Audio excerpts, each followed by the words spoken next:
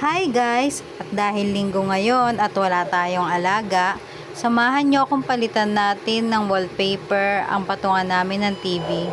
Dahil luma na ang dati kong inilagay na wallpaper dyan.